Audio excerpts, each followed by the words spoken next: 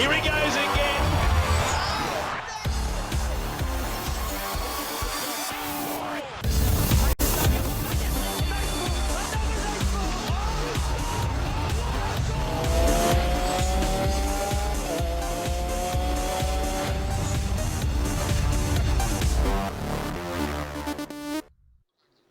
बिस्मिल्लाहिर्रहमानिर्रहीम, अस्सलाम वालेकुम। आप देख रहे हैं स्पोर्ट्स 360 और मैं हूं अहमद नवाज। बात आज करेंगे सबसे पहले क्रिकेट की, और क्रिकेट में बात करेंगे वेस्ट इंडीज़ का दौरा है पाकिस्तान। पाकिस्तान ने 2-0 से सीरीज़ अपने नाम कर ली।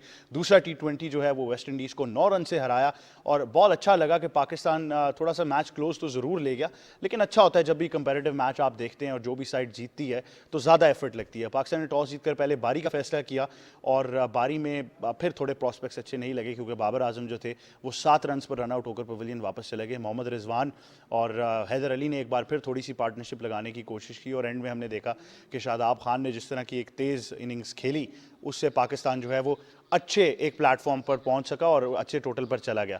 और इसी तरह पाकिस्तान ने भरपूर कोशिश की कि वेस्ट इंडीज़ को वो आउट कर सकें और उन्होंने रिस्ट्रिक्ट कर लिया वेस्ट इंडीज़ को, ऑल्दो वेस्ट इंडीज़ चेस कर गया था। इसके बाद बात करेंगे PSL की सबसे बड़ी खबर की जो हेडलाइंस बना रही थी वो ये थी कि कामरान अकमल जो थे वो PSL से दस्तबरदार हो गए थे, नाराज़ थे कैटेगरी पे, बट पेशावर ज़ल्मी के जो मैनेजमेंट है उनसे उनकी मुलाकात हुई और अब उन्होंने अपना फैसला वापस लिया और वो इस सीज़न पेशावर ज़ल्मी के लिए खेलेंगे। तो ये एक बहुत खुश आइन खबर है जिस पर हम बात करेंगे।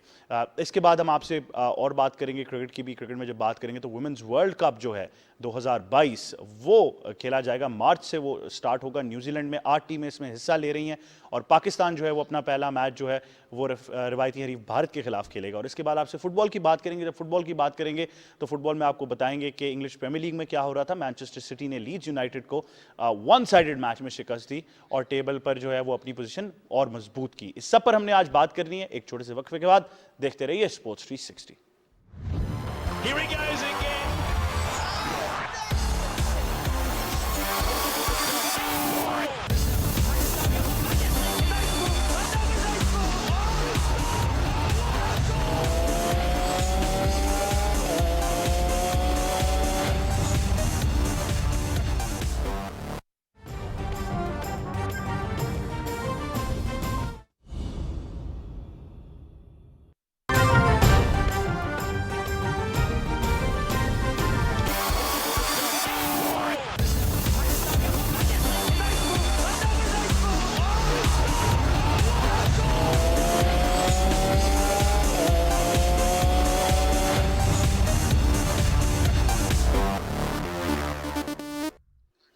Welcome back to sports 360। शुरुआत करेंगे पाकिस्तान और वेस्ट इंडीज़ की T20 इंटरनेशनल सीरीज़ की जो पाकिस्तान ने 2-0 से अपने नाम की है।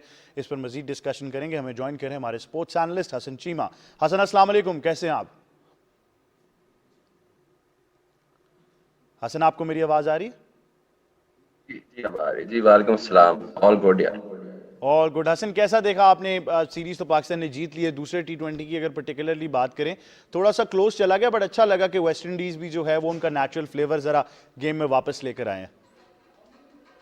हाँ, आई थिंक थोड़ा सा एक काफी मतलब अजीब सी एक कॉन्वर्सेशन मुझे दिखाई दे रही है वेस्ट इंडीज की इस टीम के इर्द गिर्द, क्योंकि बात यही हो रही है कि जी ऑलमोस्ट वेस्ट इंडीज की बी टीम है या सी टीम है या इस तरह करके। तो आई वाज अभी जब मैं T10 पे था तो मैं देख रहा था जब पाकिस्तान और श्रीलंका की 2019 में सीरीज हुई थी, तब भी लोग ऐसे ही बात कर रहे थे और लोग, मुझे याद है एक लेग स्पिनर आया था जिसपे लोगों ने कहा था कि इससे ही आउट हो जा रहे हैं सरफराज अहमद, तीनों इनिंग्स में मेरे ख्याल से उनसे आउट हुए थे और ये हो रहा है कि सरफराज को अब स्पिन नहीं खेल नहीं आती। Now you look back at वो डेब्यू सीरीज वालिंदो हसरंगा की, वो इस वक्त नंबर 1 T20। बिल्कुल। हमें हमारी स्पोर्ट्स एक्सपर्ट और पाकिस्तान की साबिक कप्तान सना मीर भी ज्वाइन कर रही हैं। सना, अस्सलाम वालेकुम, क्या हाल है आपका?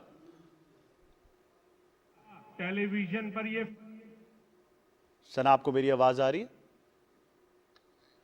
कुछ तकनीकी मसाइल हैं, इनको हल करने की कोशिश करेंगे। बट जिस तरह हम बात करें ओवरऑल कि मैच थोड़ा सा क्लोज चला गया, बट अच्छा लगा कि वेस्ट इंडीज़ की तरफ से थोड़ा ज़्यादा कंपटीशन हमें नज़र आया। आई थिंक अगर उनकी सिल्वर लाइनिंग को पिक करें तो बहुत ज़बरदस्त तरह के हमने देखा। अकील हुसैन ने जिस तरह की बॉलिंग की, फ्यूचर के बहुत ही ज़बरदस्त लेफ्ट आर्म स्पिन बॉलर लगते हैं वो, और आई थिंक के बहुत इफेक्टिव हो सकते हैं बड़ी टीम्स के खिलाफ भी, चाहे वो लीग क्रिकेट हो चाहे इंटरनेशनल क्रिकेट हो। सना, आपको मेरी आवाज़ आ रही है? जी बिल्कुल आ रही है। सना, अस्सलाम वालेकुम, कैसी हैं आप? वालेकुम अस्सलाम, बिल्कुल ठीक है अहमद, आप कैसे हो? मैं ठीक हूँ सना। आपने बड़े करीबी से इस मैच को जो है वो ऑब्वियसली कमेंटेट भी किया, पिच रिपोर्ट पर भी आप थी, तो आपने बड़ा कीनली ऑब्जर्व किया है। जिस तरह मैंने हसन से पूछा कि अच्छा लगा कि वेस्ट इंडीज़ की तरफ से ज़रा ज़्यादा कंपटीशन आया। आई नो हम चाह रहे थे पाकिस्तान कम्प्लीटली डोमिनेट करे, बट जितना मैच क्लोज गया उतना हमें ज़्यादा कॉम्पिटिशन नज़र आ गया। बिल्कुल, आई थिंक वो जो निकोलस पूरन की विकेट थी कल, बहुत ही अच्छी फाइट थी, वो बड़ी इंपॉर्टेंट थी। मोहम्मद वसीम ने जो हासिल की, मोहम्मद नवाज ने सॉरी जो हासिल की, वो बड़ी एक इम्पोर्टेंट विकेट थी उस टाइम पे। 26 बॉल्स पे 26 था और वो अब एक्सेलरेट कर रहे थे उस टाइम पे। आई थिंक वो एक बहुत इंपॉर्टेंट पॉइंट था। और फिर जो जिस तरह ब्रैंडन किंग खेल रहे थे, अगर वो भी थोड़ा सा और कंटिन्यू करते तो अच्छा मैच हो सकता था। पहले भी वैसे अच्छा ही हुआ, सिर्फ 9 रन का डिफरेंस था, लेकिन बड़ी अच्छी फाइट नजर आई क्योंकि ये यंग टीम है वेस्ट इंडीज की। इनकी रनिंग बिटवीन द विकेट्स फर्क है, डॉट बॉल रेशो इनका बहुत बेहतर है जो हमने वर्ल्ड कप में टीम देखी थी। अगर उससे अगर आप कंपेयर करें तो ये उससे बेहतर नजर आ रही है ओवरऑल इस फॉर्मेट के लिए। इवन दो उसमें नाम बड़े थे, पर इनका जो खेलने का तरीका है वो बहुत बेहतर नजर आया। सना, अगर हम वेस्ट इंडीज़ की टीम की पर्टिकुलरली बात कर लेते हैं, जैसा आपने कहा कि यंग साइड है, जिस तरह ब्रेंडन किंग हो गए या निकोलस पूरन हो गए, ये अच्छे प्लेयर्स हैं। बट अगर मैं पर्टिकुलरली एक बॉलर से इंप्रेस हुआ, और कल मैं दूसरे प्लेटफॉर्म पर उनके स्टैट्स भी हम डिस्कस कर रहे थे कि अगर आप अकील हुसैन का करियर अभी तक देखें तो 7 से ऊपर उनकी इकॉनमी गई ही नहीं। और इन दोनों मैचेस में भी, उस मैच में भी जिसमें 200 बना और इस मैच में भी जिसमें 170 से ऊपर स्कोर गया, उन्होंने अपनी इकॉनमी को बड़ा कंटेन रखा। तो आपको लग रहा है कि ये आने वाले वक्तों में एक बहुत ही बड़ी फाइंड है, ना सिर्फ वेस्ट इंडीज क्रिकेट के लिए बट दुनियाई क्रिकेट में भी, अगर ये लीग्स में भी खेलते हैं? बिल्कुल, अकील हुसैन की जो सबसे इम्प्रेसिव चीज मुझे नजर आई, नई बॉल पे उनका जो कंट्रोल है एज ए स्पिनर। मैंने खुद भी मेजॉरिटी टाइम नई बॉल से ही बॉलिंग की है एज ए स्पिनर। तो जो सबसे उनकी मुझे चीज अच्छी नजर आई, ड्रिफ्ट भी उनके पास है, ब्रेक भी कर सकते हैं, और जो उनकी पेस वेरिएशन है उसमें उनका कंट्रोल बहुत जबरदस्त नजर आया। अक्सर जब आप पेस वेरी करते हैं उसमें लेंथ जो होती है वो चूक जाती है कुछ स्पिनर से, और वो बैड डिलीवरीज दे देते हैं। कल ऑन द ट्रॉट उन्होंने 4 ओवर्स कराए, फिर भी सिर्फ 16 रन दिए। और वहां से आपको नजर आता है कि एक बंदा पावर प्ले में अगर 3 लगातार ओवर कर रहा है, उसका कंट्रोल कितना ज्यादा है, रीडिंग ऑफ द पिच और रीडिंग ऑफ द बैटर उसकी कितनी जबरदस्त है कि फखर जमान को कल उन्होंने आउटस्मार्ट कर दिया। तो वो चीज इतनी यंग एज में बहुत जल्दी इंप्रूव कर रहे हैं, और definitely I agree with you कि वो लीग्स के लिए एक बड़ा नाम बन सकते हैं। ओवरऑल बारी में भी हमने इंप्रूवमेंट देखी वेस्ट इंडीज़ की, तो ऑब्वियसली कलेक्टिवली तो बहुत अच्छी एफर्ट थी। पाकिस्तान की अगर पर्टिकुलरली बात करें तो ऑब्वियसली हमने देखा कि कप्तान बाबर आजम दोनों मैचेस में रन्स नहीं कर पाए। पहले मैच में बगैर स्कोर किए वो पवेलियन वापस चले गए। कल 7 रन्स पे एक अनफॉर्चुनेट सा रन आउट था। तो मैं इसको ऐसे वे में पुट करना चाह रहा हूँ कि हमने जिस तरह कहा कि बाबर आजम हमारी बैटिंग की कोर स्ट्रेंथ है, ये तो हमें आइडेंटिफाइड है। बट ये आपको देखकर एक पॉजिटिव फीलिंग आई कि अगर बाबर आजम नहीं परफॉर्म करे तो टीम का मोराल या कॉन्फिडेंस उस तरह से नीचे नहीं जाता, बल्कि और लड़के परफॉर्म करें। और बाबर ने भी यही कहा था कि मैं चाहता हूं कि और लोग भी जिम्मेदारी लें। तो ये टीम के लिए बहुत अच्छा है एज अ कॉम्बिनेशन कि हमें तकरीबन हर लड़का ही जो है वो फॉर्म में नजर आ रहा है। बिल्कुल, आई थिंक किसी भी हेल्दी टीम की निशानी है कि वो किसी एक या दो लोगों पर डिपेंड नहीं होती। और ये बाबर आजम की खुद की जो एक कल्चर उन्होंने टीम में बनाया, उसी का फायदा आज उनको अपने मुश्किल टाइम पे होगा। क्योंकि जब आप प्लेयर्स को उनके मुश्किल टाइम पे सपोर्ट करते हैं, बैक करते हैं, तो प्लेयर्स भी आपके लिए जान मारते हैं और खड़े होते हैं जिस वक्त आपके ऊपर मुश्किल टाइम होता है। तो ठीक है, बाबर का थोड़ा सा लीन पैच है इस वक्त, किसी को भी बहुत ज्यादा परेशान नहीं होना चाहिए। Babar is a class player, और वो इस पैच में से निकल आएंगे, और हमें उनके साथ भी वही पेशेंस दिखाना है जैसे वो अपने प्लेयर्स के साथ दिखा रहे हैं। ये एक बहुत अच्छी टीम है, इसी टीम को अब डेवलप करना है आपको अगले वर्ल्ड कप तक के लिए। और जैसे मैंने कहा, जो कल्चर बाबर ने, सकलैन मुश्ताक ने मेंटेन किया, उसी की वजह से कल को बाबर भी खड़े हो जाएंगे। और ये टीम इसी तरह बहुत ही अच्छे साइन है कि डिफरेंट लोग डिफरेंट मैचेस में परफॉर्म करें। बिल्कुल, ये तो है। हसन, एक चीज़ इस पे हम भी बड़े कंसर्न थे जब हम डोमेस्टिक लेवल पर भी मैचेस देख रहे थे कि फील्डिंग स्टैंडर्ड्स जो थे उन पे हम थोड़े से ज़रा कंसर्निंग एक फैक्टर देख रहे थे कि हम थोड़े से ज़रा स्केप्टिकल थे। डेफिनेटली हम चाह रहे थे वो स्टैंडर्ड्स इंप्रूव हों। जिस तरह से कल हमने पाकिस्तान की कैचिंग देखी, आई नो पहले मैच में तो कुछ चांसेस ड्रॉप हुए, लेकिन जिस तरह से कल हमने पर्टिकुलरली, अगर आप नवाज़ की बात करें, फ़खर जमान की बात करें, जिस तरह से आसिफ अली ने जो कल कैच लिया, तो आप भी क्रेडिट देंगे कि फील्डिंग स्टैंडर्ड्स पाकिस्तान टीम में बहुत इंप्रूव हो रहे हैं। वो वाला वक्त नहीं है जहां पे आपको कुछ फील्डर्स बेचारे थर्ड मैन या फाइन लेग पे छुपाने पड़े। वो तो आपके हमेशा जब तक पाकिस्तान खेल रही है, बट द थिंग इज कि अगर आप वर्ल्ड कप से पहले बात करें, जब बात हो रही थी स्क्वाड्स के बारे में, तो कई दफा मेरी कई प्लेयर से भी बात होती तो यही कहते थे कि बाबर जो है, बाबर, शादाब, रिजवान वगैरह, ये सब यही कोशिश कर रहे हैं कि जो टीम थी 2017 से लेकर 2020 तक, जो दुनिया की नंबर 1 T20 टीम बनी थी, उसका टेम्पलेट फॉलो करें। ऑलमोस्ट लाइक 7-8 खिलाड़ी वही वर्ल्ड कप में भी जाके खेले जो उस टीम का हिस्सा थे। फखर जमान की भी वापसी हुई। उस टीम की खासियत ये थी कि वो दैट वाज प्रॉब्ली पाकिस्तान की तारीख की बेस्ट एवर फील्डिंग साइड, कि वो पहली दफा था कि पाकिस्तान एक एलीट फील्डिंग यूनिट बन के आपके सामने आया था, जब स्टीव रिक्सन आपके फील्डिंग कोच थे। खैर वो जिस वजह से छोड़ के वो एक लंबी कहानी है। लेकिन अगर आप देखेंगे बिफोर द वर्ल्ड कप जब बात हो रही थी शुएब की, आजम खान की, खुशदिल शाह की, जब बात कर रहे थे कि शोएब मलिक वापस आए, जब बात हो रही थी कि फखर जमान के ऊपर बाबर ने स्टैंड लिया, तो एक जो चीज यही थी कि वन ऑफ द थिंग्स जो बाबर चाहते हैं वो ये है कि उनकी फील्ड पे कोई भी उनको कोई पैसेंजर ना फील्डिंग हो, कोई स्टैंडर्ड्स की उनको पर्टिकुलरली। लेके ना जाता। कि बॉलिंग आपके हाथ में नहीं है, वो आपके एफर्ट डिपेंड करता है, बट फील्डिंग जो है वो आपकी अच्छी होनी चाहिए। और ये हमने वर्ल्ड कप में भी देखा है, यहाँ पे भी देख रहे हैं। हाँ, आपके 1-2 कैच छूटे, वर्ल्ड कप में भी आप कैच छूटे थे, बट द फैक्ट इज कि आपने एक स्टैंडर्ड मेंटेन, इंटेंसिटी फील्ड पे चाहिए होती है, वो रखनी है। तो उसका फायदा मतलब लास्ट में से 1-2 शायद मैच आप हार जाए जहाँ पे फील्डिंग आपकी बुरी होगी, बिकॉज आपकी वो फाउंडेशनल बेसिस इतनी नहीं है। जैसे आपने बात की डोमेस्टिक क्रिकेट के लेवल पे वो प्रायोरिटी नहीं होती, बॉलिंग उतना ही मीठा होगा। तो इस सिचुएशन में पाकिस्तान का, आप आसिफ की बात करें, आप हारिस की बात करें, इनके 2-3 साल पहले तक आप नहीं कंसिडर करते थे कि ये कोई गन फील्डर्स हैं, लेकिन अब आप देख रहे हैं कि जिस जिस तरह वो टीम के साथ रहते हैं, तो उनकी फील्डिंग किस तरह से इंप्रूव हो रही है। बिल्कुल, बड़ा इंपॉर्टेंट फैक्टर आई थिंक। अगर हम ओवरऑल जिस तरह हसन कह रहे हैं कि जो विजन है जो कैप्टन भी लेकर आ रहे हैं कि एक एलीट फील्डिंग यूनिट होना चाहिए, वो वाकई हमें नज़र आया।